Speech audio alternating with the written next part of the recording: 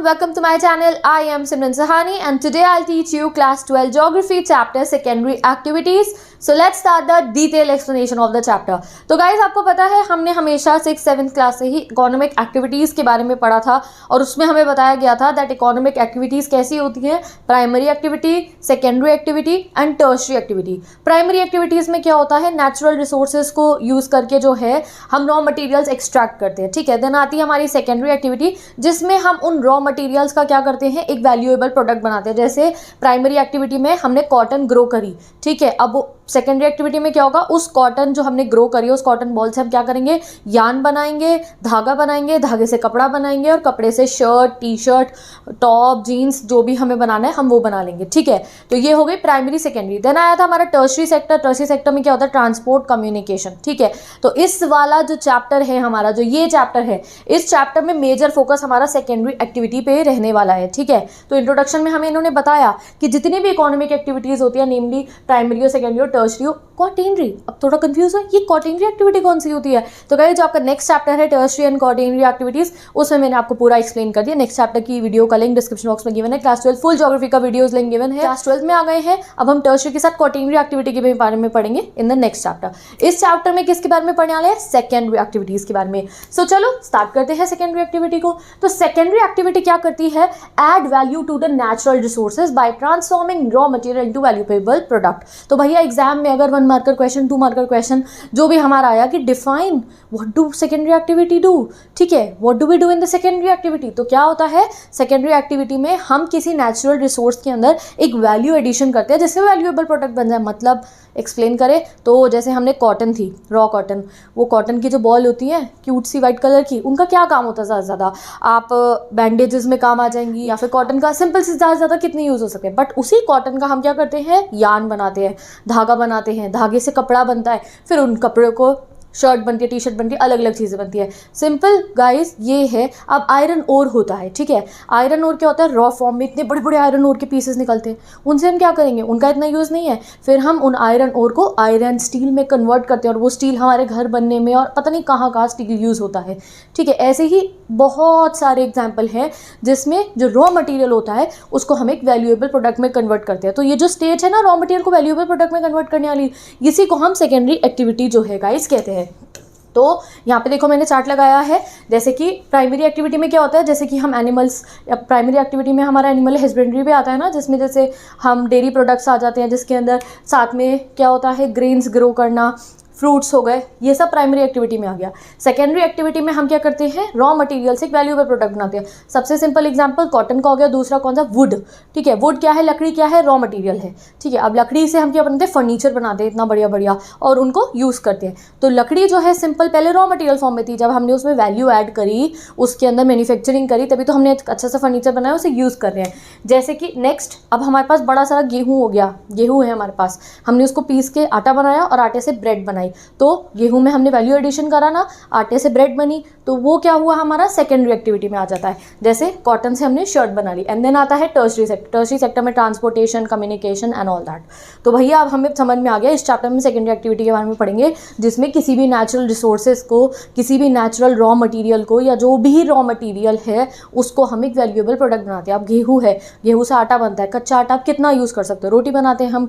But अब उसके और भी बहुत यूज़ हैं. क्या, हम उस आटे से ब्रेड भी बना लेते हैं, बिस्किट भी बना लेते हैं, पिज्ज़ा का भी डो बना लेते हैं, बन भी बना लेते हैं, व्हाट नॉट. ठीक है, तो सेकेंडरी एक्टिविटी एक बहुत इंपॉर्टेंट रोल प्ले करती है in the value addition of the product, किसी भी प्रोडक्ट में वैल्यू ऐड करके. ठीक है, ये सब बातें हमारे को हमारी एनसीईआरटी के इस वाले पैराज में बता रखी है. पहले कॉटन का एग्जांपल दिया कि कॉटन पहले बॉल थी तो इतनी यूजेस नहीं थे, बट अब हम उससे शर्ट एंड व्हाट नॉट बहुत कुछ बना सकते हैं. Same goes with the iron ore. Iron ore को डायरेक्टली आप कितना यूज़ कर सकते हो, वहीं में हमने उसको स्टील एंड सो यूजेस में ले सकते हैं. नेक्स्ट, फार्म बेस्ड प्रोडक्ट, जैसे कि कोई भी एग्रीकल्चरल रॉ मटीरियल है, जैसे गेहूँ से आटा के मैंने आपको बताया, हमने गेहूँ से आटा बना लिया, आटे से हम रोटी बनाते हैं, डन. बट उसके अलावा भी हमने उसके बहुत सारे यूजेस कर सकते हैं. जैसे कि हमने किसी मैन्युफैक्चरिंग मैन्युफैक्चरिंग इंडस्ट्री में उस आटे को भेजा, वहाँ उस आटे से क्या बनेगा, ब्रेड भी बनेगी, उस आटे से बिस्किट भी बन सकता है एंड वॉट नॉट, काफ़ी कुछ उससे बन सकता है। तो इसलिए गाइज हमें समझ में आ गया सेकेंडरी एक्टिविटी में क्या होता है। सेकेंडरी एक्टिविटी में मैन्युफैक्चरिंग होती है, रॉ मटेरियल का एक फिनिश गुड, एक वैल्यूएबल गुड में मैन्युफैक्चर करा जाता है इन द सेकेंडरी एक्टिविटी। तो अब हमें बहुत डिटेल में पढ़ना है अबाउट द मैन्युफैक्चरिंग कि भाई ये मैन्युफैक्चरिंग होता क्या है, समझे ना। सेकेंडरी एक्टिविटी क्या कर रही है, सेकेंडरी एक्टिविटी कर रही है मैन्युफैक्चरिंग कर रही है, ठीक है, किसकी, रॉ मटेरियल की इनटू अ वैल्यूएबल प्रोडक्ट। तो इसलिए अब हम पढ़ते हैं कि मैन्युफैक्चरिंग होता क्या है। तो मैन्युफैक्चरिंग एक एक्टिविटी नहीं है, मैन्युफैक्चरिंग में काफ़ी सारी एक्टिविटीज़ आती है, जैसे कि प्रोडक्शन ऑफ हैंडीक्राफ्ट, यानी कि आप कोई अगर हैंडीक्राफ्ट प्रोड्यूस कर रहे हो तो वो मैन्युफैक्चरिंग में आता है। मोल्डिंग आयरन, अगर आप आयरन ओर से आयरन बना रहे हो उसको भी मैन्युफैक्चरिंग में कंसिडर करा जाएगा। स्टैंपिंग आउट प्लास्टिक टॉयज, यानी कि आप प्लास्टिक से प्लास्टिक का टॉय बना रहे हो उसको भी हम मैन्युफैक्चरिंग कहेंगे। असेंबलिंग डेलिकेट कंप्यूटर कंपोनेंट्स, यानी कि कोई ऐसी आपने देखी वो टेकी सी बड़ी कोई इंडस्ट्री इमेजिन करो जहाँ पे कंप्यूटर के कंपोनेंट्स जो हैं वो बन रहे हैं, ऐसे चिप लग रही है एंड ऑल दैट, वो सब क्या, उसको भी मैन्युफैक्चरिंग कहेंगे। चाहे एक हैंडीक्राफ्ट बनाना हो कि कोई पॉटरी कर रहे हैं, ठीक है, आप बैम्बू की बास्केट बनाना इमेजिन करो, या आप इमेजिन करो कि कोई ट्रेडिशनल हैंडीक्राफ्ट इंडस्ट्री है जो कुछ आप कह लो कि बैम्बू बास्केट मैंने आपको बता दिया, या फिर कुछ वो बना रही है, पॉटरी बना रही है अलग अलग सी सुंदर सुंदर सी, ये भी हो गया हमारा क्या, मैन्युफैक्चरिंग। वो भी तो एक किसी रॉ मटेरियल से किसी एक यूजफुल प्रोडक्ट हमारे लिए बना रहे हैं। सेकंड, मोल्डिंग ऑफ आयरन, इसको भी मैन्युफैक्चरिंग कहेंगे। आप आयरन ओर से आयरन बना रहे हो, स्टील बना रहे हो, वो भी मैन्युफैक्चरिंग में आएगा। प्लास्टिक से प्लास्टिक का टॉय बनाना, वो भी मैन्युफैक्चरिंग में आएगा। एंड इवन डेलिकेट कंप्यूटर के पार्ट्स को असेंबल करना एंड ये सब चीज़ें, ये भी मैन्युफैक्चरिंग में आएगी। तो मैन्युफैक्चरिंग कोई एक एक्टिविटी नहीं है, जब भी हम किसी वैल्यूएबल प्रोडक्ट को बनाते हैं तो उसको हम मैन्युफैक्चरिंग कह देते हैं। In each of these process the common characteristics are the application of power mass. But guys हमेशा मैन्युफैक्चरिंग जब भी होते हैं, किसी भी चीज़ की मैन्युफैक्चरिंग हो रही हो, कुछ एक कॉमन कैरेक्टरिस्टिक्स होते हैं। क्या, ज़्यादातर सब में पावर का यूज़ होता है, एप्लीकेशन ऑफ पावर।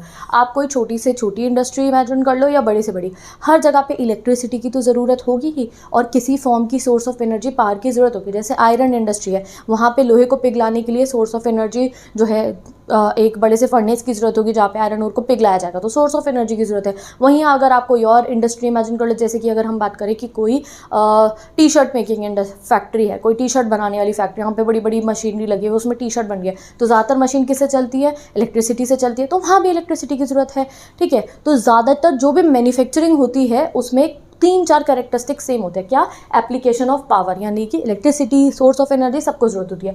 नेक्स्ट एक कॉमन आप कह सकते हो कैरेक्टरिस्टिक क्या है मैन्युफैक्चरिंग का, mass production of identical products. देखो जब भी किसी चीज़ की कोई मैन्युफैक्चरिंग करता है ना, तो वो खाली 1, 2, 3 पीस या बहुत कम पीसेस नहीं बनाए जाते हैं, बहुत लार्ज स्केल पे मैन्युफैक्चरिंग होती है। जैसे कोई चिप्स बनाने की फैक्ट्री, आप थोड़ा इमेजिन करो, एक हिस्ट्री टीवी पे शो आता था मेगा फैक्ट्रीज, उसमें हमें दिखाते हैं वो बहुत सारे लेस के की और कुरकुरे की, पता नहीं कितने चिप्स की और कोल्ड ड्रिंक की भी फैक्ट्रीज हमें दिखाते हैं। वहाँ आपने देखा है कितनी बड़ी बड़ी कन्वेयर बेल्ट्स पे और कितने लार्ज स्केल पे प्रोडक्शन हो रहा होता है। तो येस, मैन्युफैक्चरिंग में मोस्ट ऑफ द टाइम जो प्रोडक्शन होता है वो लार्ज स्केल पे ही होता है। जैसे सपोज करो कोई एक टी शर्ट बनाने वाली फैक्ट्री है, वहाँ पे मशीन लगी है, वहाँ कपड़े से टी शर्ट्स बन रही हैं, तो वहाँ पे भी ना ऐसा नहीं है कि खाली 50-100 टी शर्ट बनने में, नहीं, ज़्यादा लेवल पे होता है mass production of the identical products, ठीक है।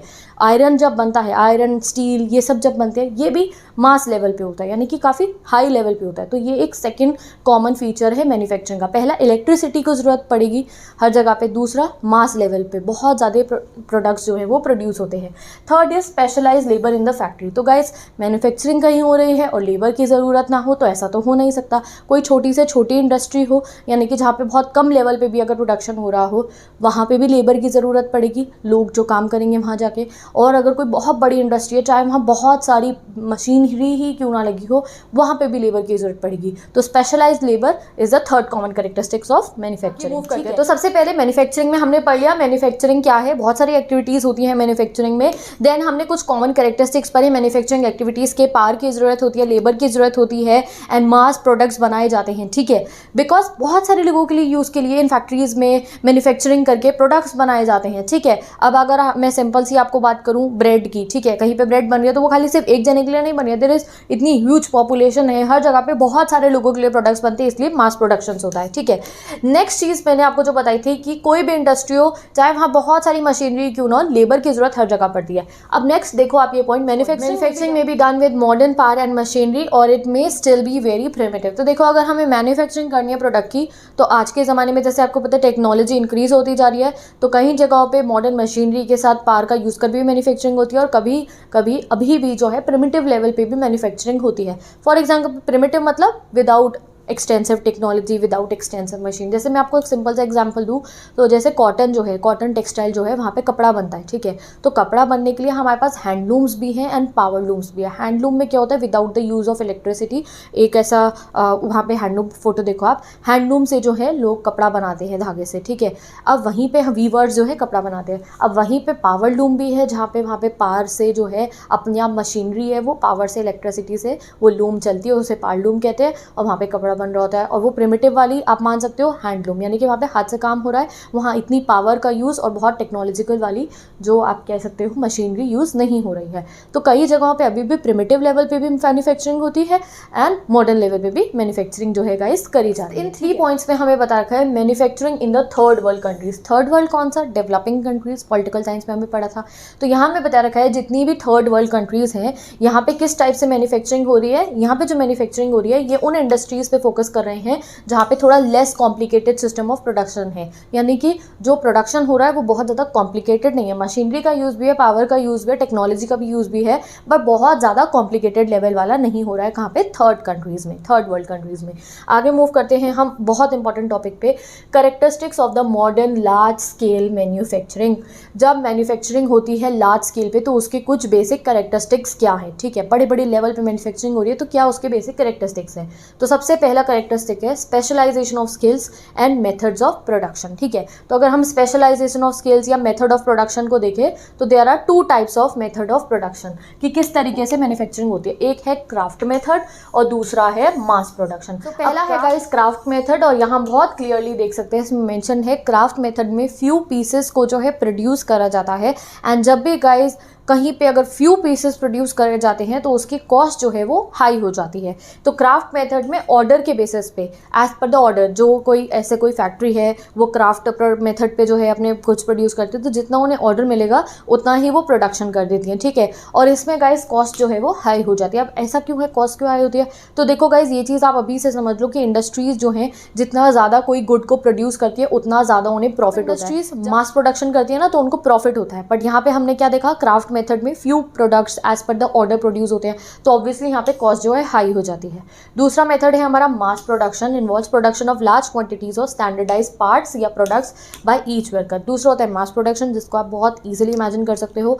मेगा फैक्ट्री का कोई भी एक आप फैक्ट्री इमेजिन कर लो, चाहे वो लेस की चिप्स ही क्यों ना हो, वहाँ पे आपने देखा है कितने लार्ज बेसिस पे मास प्रोडक्शन होता है। एंड वो मास प्रोडक्शन कैसा होता है, स्टैंडर्डाइज पार्ट्स का। स्टैंडर्डाइज पार्ट्स की जगह आप या प्रोडक्ट्स भी समझ सकते हो, यानी कि हर पैकेट सेम होगा, क्वांटिटी सेम होगी, everything is same. Standardise product होते हैं, यानी कि आपको डिफरेंट पैकेट मिलेगा, मुझे डिफरेंट, मतलब कि उसकी क्वांटिटी डिफरेंट हो जाएगी, नहीं, ठीक है। तो जिसका सेम प्राइस है उसकी क्वांटिटी सेम होगी। जो ये मास प्रोडक्शन होता है उसमें क्या होता है, स्टैंडर्डाइज प्रोडक्ट, सेम से जो प्रोडक्ट्स हैं वो ईच वर्कर जो है सेम टास्क को बार बार परफॉर्म करके प्रोड्यूस करते हैं। आपने इन फैक्ट्रीज में ये भी देखा होगा, सब वर्कर्स को अपना काम असाइंड होता है, जैसे कि कुछ टेस्टिंग कर रहे होते हैं बैच की, कुछ जो है उनको मिक्स कर रहे होते हैं, कुछ पैकेजिंग कर रहे होते हैं, ठीक है, और कुछ उनको इधर से उधर कोल्ड स्टोरेज से वहाँ लेके जा रहे होते हैं। तो एक वर्कर रोज़ अपने उस काम को रेपिटेडली करते हैं एंड तब वो मास प्रोडक्शन करते हैं, मास बेसिस पे गुड्स जो है रेडी हो जाते हैं।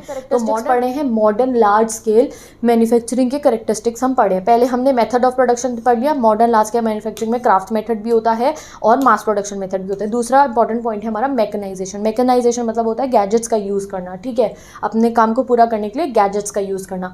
ऑटोमेशन, ऑटोमेशन अब मैकेनाइजेशन का एक आप कह सकते हो लेवल अप पार्ट है, यानी कि ऑटोमेशन में क्या हो रहा है, without aid of human thinking during the manufacturing process, यानी कि इवन बिना ह्यूमंस की यूज़ के जो है मशीनरी खुद से जो है प्रोडक्ट बनाना शुरू कर दे। This is the advance stage of mechanisation, automation without aid of human thinking during the manufacturing process. Automation industry, जहाँ पे जो मशीन है खुद ही सोच के अपने आप काम पूरा कर देती है, वहाँ पे जो है ह्यूमन थिंकिंग की जरूरत नहीं पड़ रही है। तो ये एडवांस स्टेज हो गया मैकेनाइजेशन का। मैकेनाइजेशन क्या था, हम गैजेट्स यूज़ कर रहे हैं, उसमें लेबर भी लग रही है, ह्यूमंस भी हैं, वो उस मशीन को हैंडल कर रहे हैं, गैजेट्स का यूज़ कर रहे हैं। बट ऑटोमेशन में क्या हुआ कि ह्यूमन की भी ज़रूरत नहीं है, अपने आप जो है मशीनरी काम कर रही हैं। Automatic factories with feedback and close loop computer control system where machines are developed to think have sprung up all over the world. Confuse मत होना, ये कह रहे हैं ऐसी ऑटोमेटिक फैक्ट्रीज जहाँ पे जो मशीन है उनमें जो कंप्यूटर हैं वो खुद से ही सोच लेते हैं, यानी कि अगर कोई प्रॉब्लम अराइज हुई है तो कंप्यूटर जो है मशीनरी जो अपने प्रॉब्लम सॉल्व कर देती है। वैसी ऑटोमेटिक फैक्ट्रीज आजकल पूरे वर्ल्ड में जो है एस्टैब्लिश हो रही हैं। ठीक है, जैसे कि कोई प्रोडक्ट बन रहा है, उस प्रोडक्ट में अगर कोई मशीनरी में कुछ गड़बड़ हो गई है, जैसे कि कोई क्वांटिटी कम हो गई है किसी चीज़ की, तो मशीन अपने आप जो है उसको डिटेक्ट कर लेती है। टेम्परेचर में कुछ प्रॉब्लम है तो मशीन अपने आप डिटेक्ट कर लेगी। प्रॉब्लम अगर कोई अराइज होती है या जो वर्क करना है वो जो मशीनरी है अपने आप डिटेक्ट करती है और उस पर वर्क करती है। ऐसी ऑटोमेटिक फैक्ट्रीज आजकल वर्ल्ड में जो है बन रही है। ओके गाइस, अब एक चीज़ और डिस्कस कर लेते हैं before moving towards the next topic, जो आपकी बुक में एक बॉक्स दे रखा है मैन्युफैक्चरिंग एंड मैन्युफैक्चरिंग इंडस्ट्री। तो देखो इस बॉक्स में मैं आपको समझाती हूँ क्या गिवन है। फोटो आपने देख ली, कौन से बॉक्स की बात कर रही हूँ। तो देखो यहाँ पे हमें सबसे पहले बता रखा है मैन्युफैक्चरिंग मतलब क्या होता है। तो मैन्युफैक्चरिंग मतलब ना, इनिशियली मैन्युफैक्चरिंग मतलब होता है मेड बाय हैंड, बट आज के समय पे हैंड से नहीं, मशीन से भी बहुत गुड जो है प्रोड्यूस होते हैं। तो इसलिए हम मैन्युफैक्चरिंग मतलब क्या है, चाहे हैंड से कोई गुड प्रोड्यूसर हो चाहे मशीन से हो, उसको हम कहते हैं मैन्युफैक्चरिंग। ठीक है, तो मैन्युफैक्चरिंग में क्या होता है, किसी भी रॉ मटेरियल को फिनिश गुड में प्रोड्यूस कर दिया जाता है जिससे वो मार्केट में जाके हम बेचे, प्रॉफिट कमाए एंड उसको हम यूज़ कर सकें। ठीक है, तो ये हो गई हमारी बेसिक मैन्युफैक्चरिंग। अब आपने देखा, जब मैं आपको भी चैप्टर पढ़ा रही थी, जैसे ही मैं आपको मैन्युफैक्चरिंग बोलती हूँ तो हम क्या इमेजिन करते हैं, एक फैक्ट्री जहाँ पे चिप्स बन रहे हो या टी शर्ट बन रही हो या फिर कोक बन रही हो, एनीथिंग, हम ऐसी कुछ फैक्ट्रीज ही इमेजिन कर लेते हैं जैसे ही हम मैन्युफैक्चरिंग बोलते हैं। कोई एक ऐसी इंडस्ट्री से इमेजिन कर लेते हैं जहाँ पे ऐसा कुछ काम हो रहा हो। बट यही चीज़ हमें यहाँ बुक में समझाई गई है कि गाइस इंडस्ट्री हमें नहीं कहना चाहिए। हमें ये नहीं कहना चाहिए कि मैन्युफैक्चरिंग का मतलब होता है इंडस्ट्री। हमें पूरा वर्ड बोलना चाहिए मैन्युफैक्चरिंग इंडस्ट्री, क्योंकि इंडस्ट्री का कॉन्सेप्चुअली इंडस्ट्री का मतलब अलग होता है। ठीक है, हम कई बार मैन्युफैक्चरिंग का सिनोनियम बना देते हैं इंडस्ट्री को। मैन्युफैक्चरिंग हो रही है मतलब हम अपने दिमाग में इमेजिन कर लेते हैं कि कोई इंडस्ट्री है, बट इंडस्ट्री का जो लिटरल मीनिंग होता है वो अलग होता है। जो इंडस्ट्री है, इंडस्ट्री मतलब क्या होता है, इंडस्ट्री एक जियोग्राफिकली लोकेटेड एक जगह है, यानी कि एक जगह जो कहीं पे लोकेटेड है, वहाँ पे बुक्स मेंटेन होती है, यानी कि वहाँ पे अकाउंट्स मेंटेन होते हैं, वहाँ पे जो काम चल रहा है उसके लिए, और वहाँ पे जो है मैनेज होता है। ठीक है, तो इंडस्ट्री एक ऐसी जोग्राफिकल लोकेशन का बात होती है जहाँ पे जो है अकाउंटिंग हो रही होती है और मैनेज हो रहा होता है। ठीक है, बट वहीं पे मैन्युफैक्चरिंग इंडस्ट्री कौन सी इंडस्ट्री होती है, वो इंडस्ट्री जहाँ पे कोई गुड प्रोड्यूस हो रहा है। अब देखो दो टाइप की और इंडस्ट्री होती है, जैसे कि एक होती है टूरिज्म इंडस्ट्री, ठीक है, और एक होती है गाइस हमारी एंटरटेनमेंट इंडस्ट्री। अब ये जो टूरिज्म इंडस्ट्री और एंटरटेनमेंट इंडस्ट्री है, यहाँ पे कोई गुड्स थोड़ी प्रोड्यूस हो रहे हैं।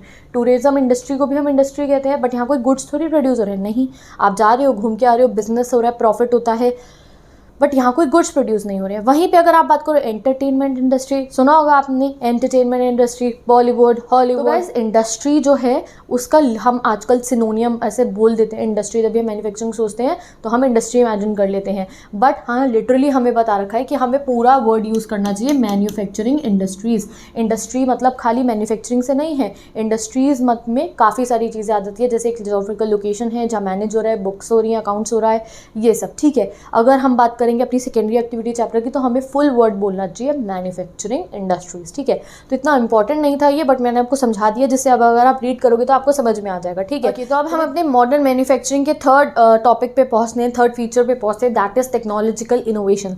तो हमने पहले पढ़ा कि किस टाइप के मेथड्स होते हैं मॉडर्न मैन्युफैक्चरिंग में use, craft method and mass production. Then हमने पढ़ा मैकेनाइजेशन आजकल हो रहा है मॉडर्न मैन्युफैक्चरिंग में, मशीन्स आ गई हैं, गैजेट्स आ गई हैं, और कुछ तो ऑटोमेटिक मशीन्स एंड गैजेट्स आ गए हैं जो खुद से काम कर रहे हैं। तीसरा कैरेक्टरिस्टिक्स क्या है हमारे पास, फीचर क्या है हमारे पास में अपनी मॉडर्न मैन्युफैक्चरिंग के लिए, वो क्या है, technological innovation is very important. जैसे जैसे हमारी टेक्नोलॉजी डेवलप होगी, हमें रिसर्च एंड डेवलपमेंट के थ्रू नई नई टेक्नोलॉजीज डेवलप करनी चाहिए, क्योंकि जो टेक्नोलॉजी जब डेवलप होती है तो मॉडर्न मैन्युफैक्चरिंग में क्या होता है, क्वालिटी कंट्रोल होता है, यानी कि क्वालिटी प्रोडक्ट आप बना सकते हो, वेस्ट जो है उसको एलिमिनेट कर सकते हो। जितनी अच्छी आपके पास टेक्नोलॉजी होगी उतनी अच्छी मशीनरी होगी, अच्छी टेक्नोलॉजी से अच्छी मशीनरी बनेगी, तो वो ऐसी मशीनरी बनेगी जहाँ वेस्ट प्रोडक्ट सबसे कम हो एंड यानी कि एफिशिएंटली वर्क। आपको पता है जब ये हमारे जैसे जैसी बढ़िया बढ़िया टेक्नोलॉजी आई तो बढ़िया बढ़िया मशीन्स बनी, तो मशीनरी और एफिशिएंसी से काम करती, तो इनएफिशिएंसी कम हो गई, तो टेक्नोलॉजिकल इनोवेशन हुआ, बढ़िया बढ़िया मशीन बनी, तो उससे क्या हुआ, हमारा जो काम है उसकी स्पीड इंक्रीज हुई,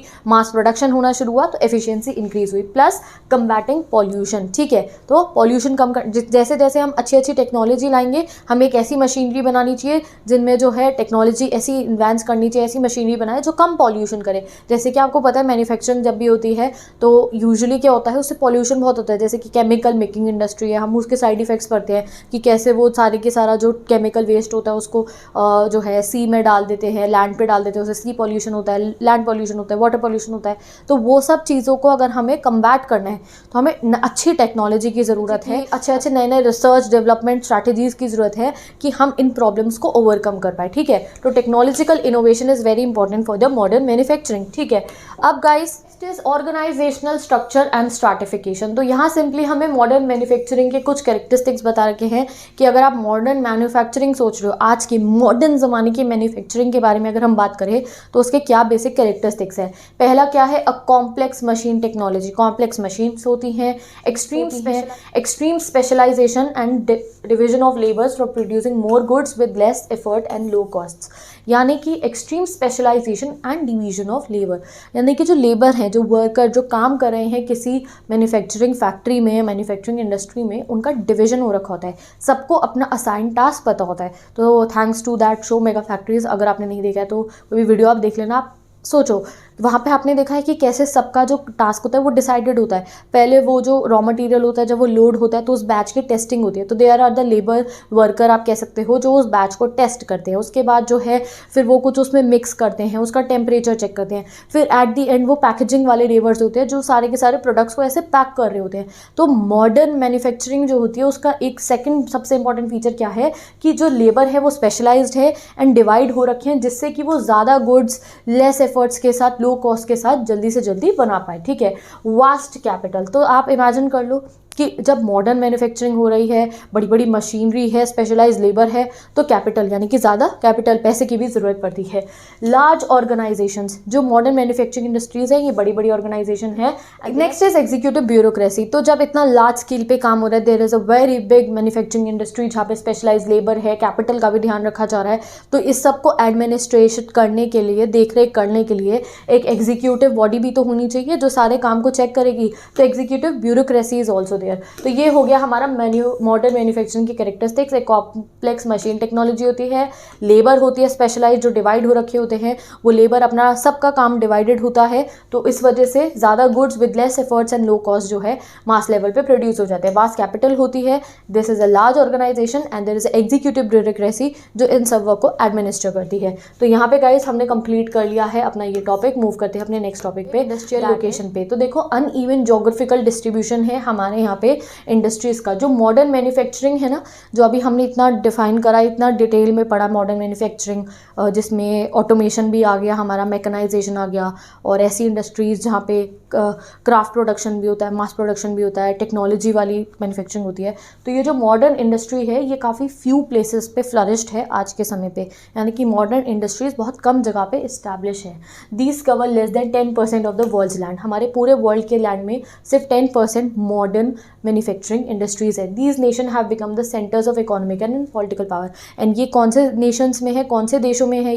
ये वो पावरफुल देश है जिन्होंने इकोनॉमिक एंड पॉलिटिकल पावर को गैदर कर रखा है। बट गाइस यहाँ पे आगे हमें ये बता रखा है कि ये मॉडर्न मैन्युफैक्चरिंग, हमने पढ़ा कि मॉडर्न मैन्युफैक्चरिंग बहुत ही ज़्यादा फ्लरिश नहीं है, अभी सिर्फ 10% ऑफ द वर्ल्ड्स लैंड पे मॉडर्न मैन्युफैक्चरिंग हो रही है। बट वहीं पे अगर हम एम्प्लॉयमेंट की बात करें तो मॉडर्न मैन्युफैक्चरिंग बहुत ज़्यादा एम्प्लॉयमेंट प्रोवाइड करती है as compare to the agriculture. आप इस पॉइंट से क्लियर कर सकते हो। In terms of the total area covered, manufacturing sites are much less conspicuous and concentrated on much smaller areas than that of agriculture due to greater intensity of products. जैसे कि agriculture में क्या होता है, गेहूँ उग रहा है या कोई भी टाइप की क्रॉप जो है उसे जो है उगाया जा रहा है, तो एग्रीकल्चर काफ़ी ह्यूज लैंड पे होता है और इतने बड़े बड़े एकड़ के खेत होते हैं, वहाँ पे क्या हो रही है, एग्रीकल्चर हो रहा है। वहीं पे अगर हम इंडस्ट्री, मैन्युफैक्चरिंग इंडस्ट्री कहीं पे सेटअप करते हैं तो उसके लिए हमें इतना लार्ज एरिया की ज़रूरत नहीं होती है। For example 2.5 square kilometre kilometer of the American corn belt usually includes about 4 large farms employing 10 to 20 workers supporting 50 to 100%। तो ये कह रहे हैं कि अमेरिका की जो कॉर्न बेल्ट है जो 2.5 स्क्वायर किलोमीटर की है, यहाँ पे बस 4 बड़े बड़े लार्ज फार्म है, वहाँ पे 10 से 20 वर्कर हैं और वो से 50 से 100% को एम्प्लॉयमेंट जनरेट कर रही है। वहीं पे अगर हम इतने सेम एरिया में सेवरल लार्ज इंटीग्रेटेड फैक्ट्रीज लगा देंगे तो वो थाउजेंड्स ऑफ वर्कर्स को एम्प्लॉयमेंट देगी। तो इससे आपको समझ में आ रहा है कि मॉडर्न मैन्युफैक्चरिंग इंडस्ट्री से हमारी एम्प्लॉयमेंट जो है जनरेट होती है। ठीक है, तो ये 10% ऑफ द वर्ल्ड में ही इंटीग्रेटेड है। ठीक है, मॉडर्न मैन्युफैक्चरिंग इंडस्ट्री, बट ये बहुत ज़्यादा एम्प्लॉयमेंट जनरेट करती है। नेक्स्ट टॉपिक पे मूव करते हैं गाइज, ये बहुत इंपॉर्टेंट टॉपिक है, यहाँ से एग्जाम में क्वेश्चन आते हैं। Why do large scale industries choose different location. तो ये जो इंडस्ट्रीज है अपनी लोकेशन सेट करने में ना बहुत ध्यान रखती हैं। तो अभी हम इमेजिन करेंगे कि हमने अपनी इंडस्ट्री सेटअप करनी है, तो जब आप अपनी इंडस्ट्री सेटअप करना चाहोगे तो आप क्या सोचोगे कि मेरी इंडस्ट्री एक ऐसी जगह पे सेटल हो जहाँ पे जो है मुझे बहुत प्रॉफिट हो अपना गुड प्रोड्यूस करने में। ठीक है, तो जब भी कोई इंडस्ट्री सेटल होती है तो वो ऐसी जगह पे अपनी इंडस्ट्री सेटल करते हैं जहाँ पे उन्हें सब कुछ अवेलेबल हो आराम से, और जो उनका फाइनल प्रोडक्ट है वो आराम से जो है मार्केट में जाके सेल भी हो जाए, बिक भी जाए एंड वो बहुत ज़्यादा प्रॉफिट भी कमा ले। तो अब हम बहुत डिटेल में डिस्कस करेंगे क्या चीज़ें मैटर करती हैं इंडस्ट्रियल लोकेशन में। तो industries maximise profit by reducing cost. तो मैंने आपको बताया ना, इंडस्ट्री अपना प्रॉफिट मैक्सिमाइज क्या करती है, कैसे करती है, कॉस्ट को रिड्यूस करके। Therefore industry should be located at a point where production cost are minimum, यानी कि लागत, सुना है आपने वर्ड लागत। इंडस्ट्री प्रॉफिट कैसे कमाती है, कम लागत लगा के। तो इंडस्ट्री मिनिमम कॉस्ट पे बहुत ज़्यादा गुड्स प्रोड्यूस करती है, वही उनका प्रॉफिट होता है। Maximise profit by reducing cost. अब इस लाइन को समझना बहुत ज़रूरी है। इंडस्ट्री जो है सबसे ज़्यादा प्रॉफिट कैसे कमाती है, अपनी कॉस्ट को रिड्यूस करके। यहाँ मतलब है गाइज लागत, यानी कि जो प्रोडक्ट को बनने में जो लागत आती है, जो पैसा लगेगा उस प्रोडक्ट को बनने में, उसको मिनिमम करती है एक इंडस्ट्री। मिनिमम से मिनिमम कॉस्ट पे उनका फाइनल गुड रेडी हो जाए, जिससे जब वो उसे बाजार में बेचेंगे तो वो जो है एक अच्छा सा प्रॉफिट कमा पाए। तो जितनी भी लार्ज स्केल इंडस्ट्री होती है, जो भी इंडस्ट्री होती है, वो मैक्सिमाइज करती है profit by reducing there cost. इसलिए इंडस्ट्री ऐसी जगह पे लोकेट होती है जहाँ पे उन्हें मिनिमम कॉस्ट पे सब कुछ अवेलेबल हो जाए। जैसे कि आप यहाँ मानो ये एक इंडस्ट्री है ए और ये एक इंडस्ट्री है बी। इस इंडस्ट्री के पास में एक पोटैटो का फार्म है, ठीक है, फार्म है। मैं एक बहुत हाइपोथेटिकल एग्जांपल दे रही हूँ जिससे आप इसको समझ सको। ये इंडस्ट्री ए के पास में पोटैटो का फार्म है और इस इंडस्ट्री बी के पास से पोटैटो का फार्म बहुत दूर है, बहुत बहुत ज़्यादा दूर है। ये जो फैक्ट्री ए है ये भी चिप्स बनाती है पोटैटो, एंड फैक्ट्री बी भी पोटैटो चिप्स बनाती है। ठीक है, अब दोनों को बनाने चिप्स हैं। चिप्स बनाने के लिए रॉ मटेरियल पोटैटो, चिप्स बनाने के लिए क्या होगा, पोटैटोज़ होंगे। तो हम एक बहुत हाइपोथेटिकल एग्जाम्पल लेते हैं जो हमें सारे फैक्टर्स को समझने में हेल्प करेगा। तो हाइपोथेटिकल मतलब पता है ना, रियलिटी नहीं है। रियलिटी में बहुत अलग लेवल पे होता होगा। हम एक सिंपल जो है फिगर्स को कैलकुलेट करके समझेंगे इसको। तो ये फैक्ट्री ए को भी चिप्स बनाने हैं, फैक्ट्री बी को भी। हम मान लेते हैं दोनों को जो है 10,000 पैकेट्स बनाने हैं चिप्स के। कितने, 10,000 पैकेट बनाने हैं चिप्स के। 10,000 पैकेट के लिए इन्हें 100 kg ऑफ पोटैटो की ज़रूरत है। कितने, 100 kg। ठीक है, इन्हें 100 किलो पोटैटो चाहिए। तो अब इन्होंने इस फार्म को ऑर्डर करा, यहाँ पे आ गया कम्युनिकेशन। इन्होंने फार्म को ऑर्डर कर दिया कि हमें 100 kg ऑफ पोटैटोस चाहिए। तो ये फार्म ने क्या करा, यहाँ पे भी ट्रांसपोर्ट कर दिया 100 kg पोटैटो और यहाँ पे भी कर दिया। अब बताओ ट्रांसपोर्टेशन कॉस्ट किसकी ज़्यादा आएगी? ऑब्वियसली कंपनी बी की आएगी, क्योंकि ये बहुत दूर है तो पेट्रोल डीजल जो भी जिस भी ट्रक में गया होगा ट्रांसपोर्टेशन कॉस्ट बढ़ जाएगी। और वहीं पर जो कंपनी ए है, फैक्ट्री ए है जो फार्म के बहुत पास में है, तो यहाँ ट्रांसपोर्टेशन कॉस्ट कम आएगी। हमने ये इमेजिन कर लिया इनकी ट्रांसपोर्टेशन कॉस्ट कितनी हुई 1000 और इनकी ट्रांसपोर्टेशन कॉस्ट कितनी हुई, वी इमेजिन 5000। हमने ले लिया इनकी ट्रांसपोर्टेशन कॉस्ट 5000 है। बाकी चिप्स बनने में 10,000 पैकेट चिप्स के जब बनने हैं तो लेबर कॉस्ट मान लो और मशीनरीज, पावर सप्लाई, वो दोनों की सेम लगी। ठीक है, इसको भी आप मान लेते हैं कि 10,000 रुपीज़ लगे चिप्स बनाने में और इसके भी 10,000 रुपीज़ लगे, बाकी सब जो खर्चा है। अब हम टोटल कॉस्ट कैलकुलेट करते हैं 10,000 चिप्स के पैकेट बनाने की।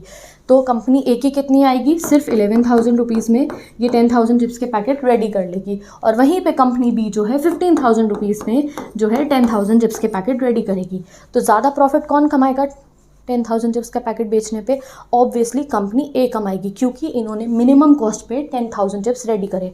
कंपनी ए ने सिर्फ 11,000 रुपये में 10,000 चिप्स के पैकेट रेडी करे, वहीं पे जो कंपनी बी है उसने 15,000 में 10,000 चिप्स के पैकेट रेडी करे। तो मिनिमम कॉस्ट किसकी आई? कंपनी ए की। ज़्यादा प्रॉफिट कौन कमाएगा? कंपनी ए कमाएगी। तो जो भी फैक्ट्री होती है, मैन्युफैक्चरिंग इंडस्ट्री होती है, वो क्या करती है? वो मिनिमम कॉस्ट रखना चाहती है अपनी, जिससे वो ज़्यादा प्रॉफिट कमा पाए। तो इसलिए बहुत सारे फैक्टर्स होते हैं जो मैटर करते हैं जब कोई फैक्ट्री को हमें इस्टेब्लिश करना पड़ता है। अब ऐसे ही यहाँ मैंने आपको क्या बताया, अभी मैंने आपको ट्रांसपोर्टेशन का एग्जाम्पल दिया, वहीं पे दूसरा एक एग्जाम्पल हो सकता है लेबर का। हर एक इंडस्ट्री मिनिमम कॉस्ट पे अपना फाइनल गुड रेडी करना चाहती है। तो जब इंडस्ट्री जब लोकेशन अपनी चूज़ करती है ना कि कहाँ पे हम अपनी फैक्ट्री लगाएंगे, तो वो ये सब देखते हैं कि रॉ मटेरियल आसपास में मिलना चाहिए। जब हमारा बैच रेडी हो जाए, फाइनल गुड रेडी हो जाए, तो आसपास में मार्केट भी हो जहाँ पे जाके वो जो है बिक जाए। आसपास में लेबर भी होनी चाहिए, यानी कि आसपास में ऐसे लोग भी रहने चाहिए जो हमारी फैक्ट्रीज में आके काम करें।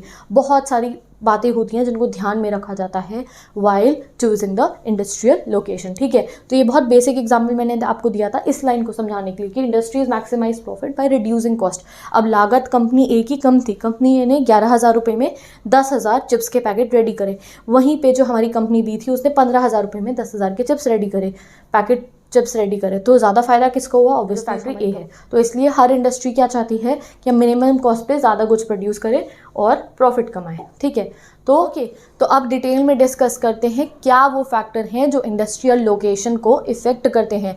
जब कहीं पे कोई इंडस्ट्री, मैन्युफैक्चरिंग इंडस्ट्री इस्टेब्लिश होनी होती है तो वो क्या चीज़ें देखते हैं। सबसे पहले आप मान सकते हो, they always prefer the access to the market. Market यानी कि बाजार, जहाँ पे उनका सामान जो उनका फाइनल गुड है वो बिक जाए, वो सेल हो जाए।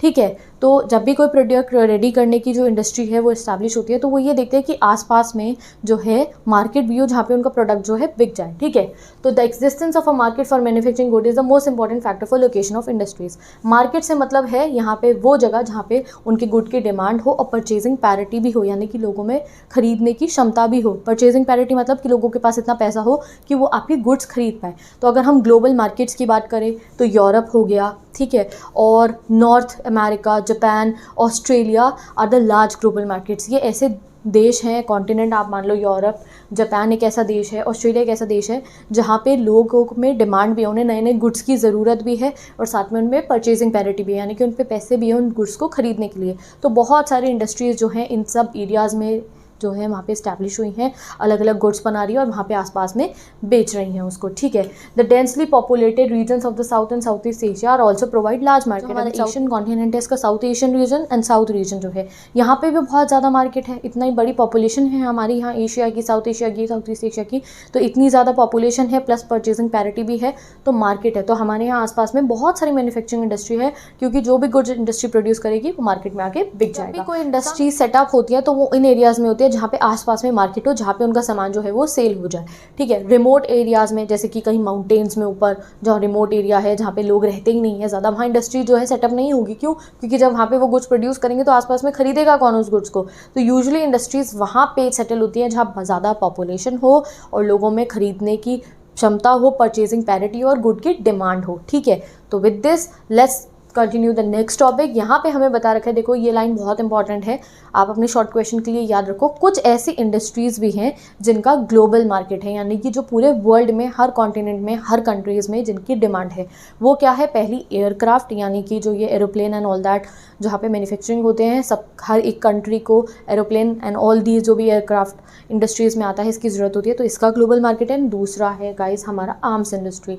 आर्म्स इंडस्ट्री मतलब वेपन्स, हथियार। ठीक है, तो हथियार की हर एक कंट्री को अपने डिफेंस के लिए ज़रूरत होती है, तो इसका भी ग्लोबल मार्केट है। Access to the raw material, तो रॉ मटेरियल आप वो पोटैटो वाले एग्जांपल से समझ सकते हो। तो देखो फैक्ट्री ए के पास में रॉ मटेरियल पोटैटो अवेलेबल था, तो उनको कितनी मिनिमम कॉस्ट पड़ी, आराम से उन्होंने अपने जो है बैच जो था 10,000 चिप्स का उसको प्रोड्यूस कर लिया मिनिमम कॉस्ट पे। वहीं पे जो फैक्ट्री बी थी उसके पास में रॉ मटेरियल जो पोटैटो था वो अवेलेबल नहीं था, तो उन्होंने बहुत दूर से ट्रांसपोर्ट करके मंगाया, तो उनकी मिनिमम कॉस्ट जो है वो बहुत ज़्यादा हो गई, उनको महंगा पड़ा। तो इसलिए जब भी कोई इंडस्ट्री जो है वो सेटल होती है, वो ये देखते हैं कि आसपास में उन्हें रॉ मटेरियल मिल रहा हो। जैसे मैं आपको बेसिक एग्जांपल दूँ तो आपको पता है शुगर केन जो है, शुगर केन जहाँ पे उगता है, जो फार्म्स होते हैं जहाँ पे शुगर केन उगता है, उसके आसपास में ही हम शुगर मिल इस्टेब्लिश कर देते हैं। शुगर केन जो है हार्वेस्ट होकर जल्दी से शुगर मिल्स में जाता है और वहाँ पे चीनी बन जाती है। तो जूट मिल्स हैं, तो जो हमारा वेस्ट बंगाल एरिया है वहाँ पे जूट भी उगता है और आसपास में वहाँ पे जूट मिल्स कंसंट्रेटेड है। जूट जो है हार्वेस्ट होकर वहाँ जाता है, मिनिमम ट्रांसपोर्टेशन कॉस्ट लगती है, पास में रॉ मटेरियल अवेलेबल है और वहाँ पे जो है वो मैन्युफैक्चरिंग हो जाती है। ऐसे ही आयरन और मिनरल्स, जिस साइड पे आयरन ओर्स एंड मिनरल्स जो है एक्सट्रैक्ट होते हैं, ये काफ़ी बल्की होते हैं, आयरन ओर बहुत हैवी होता है। तो इसीलिए जो आयरन ओर बेस्ड इंडस्ट्री है, आयरन एंड स्टील इंडस्ट्री, ये कहाँ लोकेटेड होती है? वहीं होती है जहाँ आसपास में आयरन मिल रहा हो, क्योंकि अगर ये ट्रांसपोर्ट कराने लग गई आयरन को तो कितना हैवी खर्चा आएगा, आप समझ सकते हो ट्रांसपोर्टेशन का।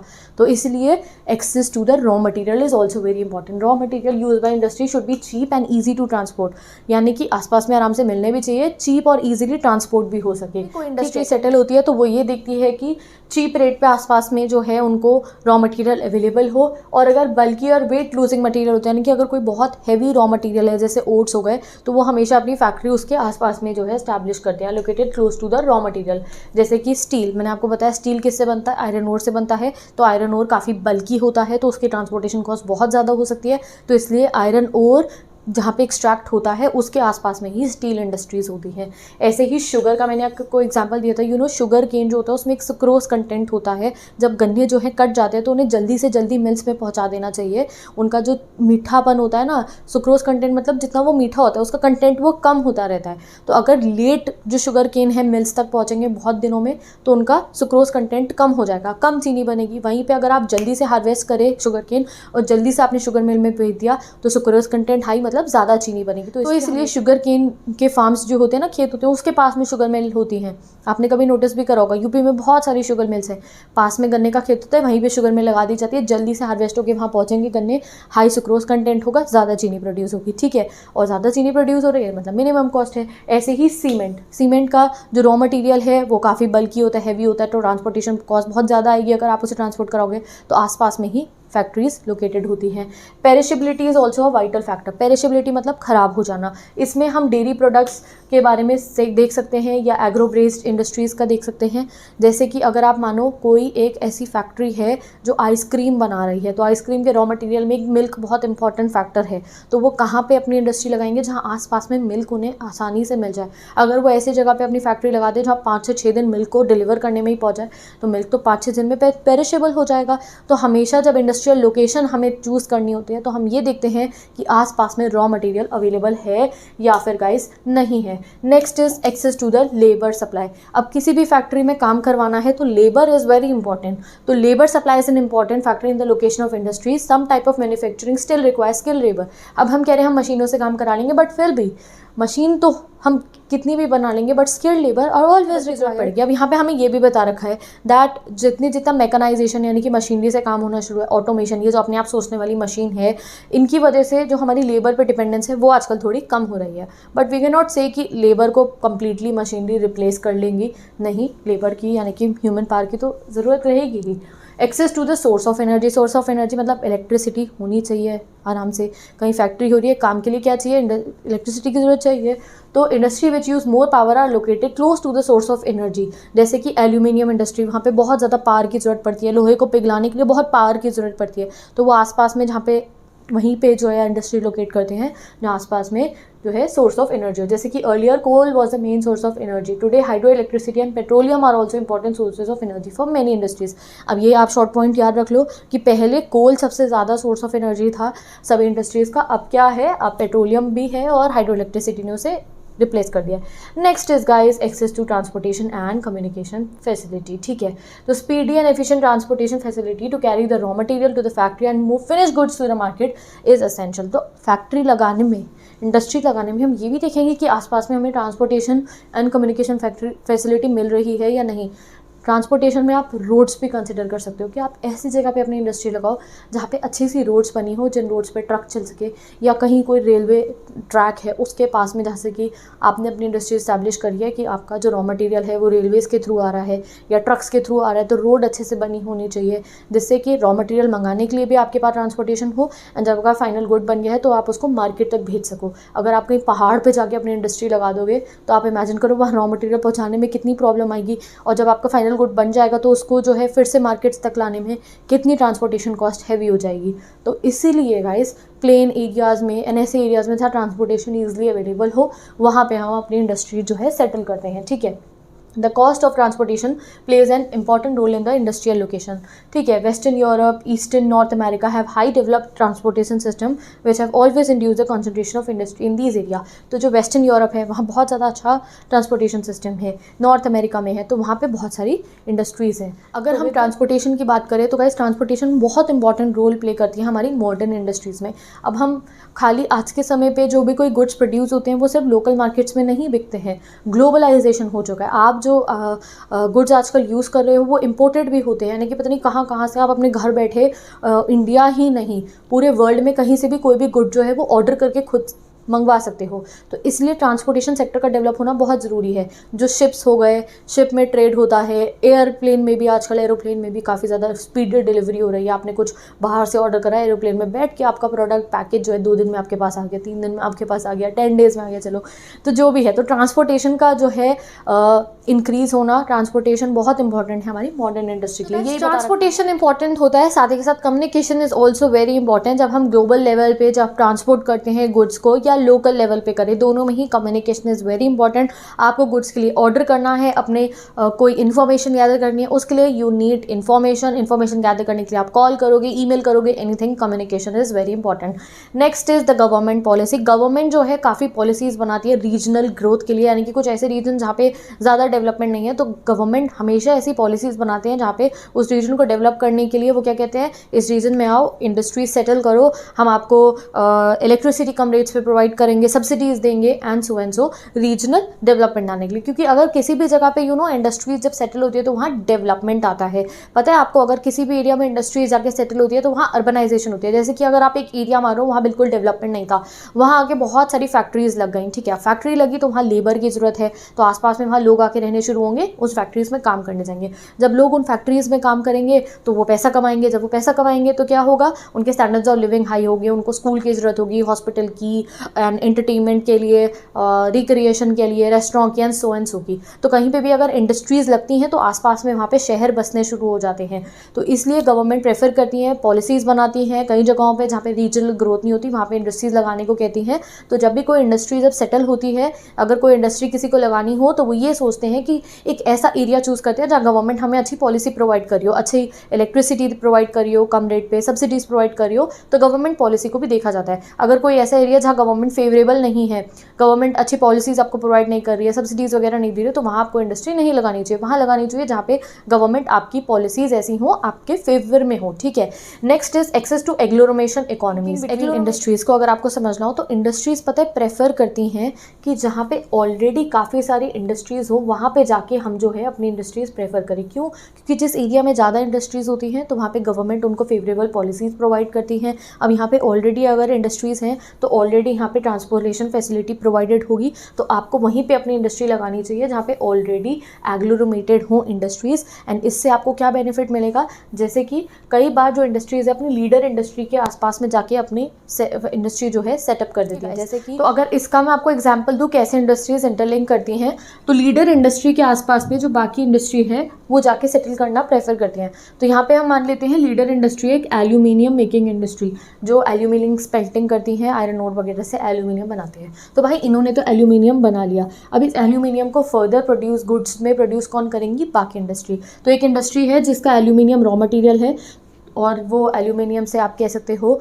कि एल्यूमिनियम वायर बनाती है एंड समथिंग लाइक दैट। तो जो ये एल्यूमिनियम वायर मेकिंग इंडस्ट्री है ये प्रेफर करेगी कि ये जो एल्यूमिनियम इंडस्ट्री है ना, जो स्मेल्ट करके एल्यूमिनियम रेडी करे, उसके आसपास में ही अपनी जो है इंडस्ट्री सेटल करे, जिससे इन्हें फ़ायदा मिलेगा। ठीक है, नेक्स्ट, इस एल्यूमिनियम वायर बनाने के बाद कोई और इंडस्ट्री है जिससे इस वायर को ले लेती है और उससे फर्दर गुड्स में प्रोड्यूस करती है। तो यूजुअली जो इंडस्ट्रीज़ हैं एक दूसरे से इंटरलिंक करना चाहती हैं अपनी सेविंग्स इंक्रीज करने के लिए, प्रॉफिट्स गेन करने के लिए। तो दीज आर द एग्लोमेरेशन।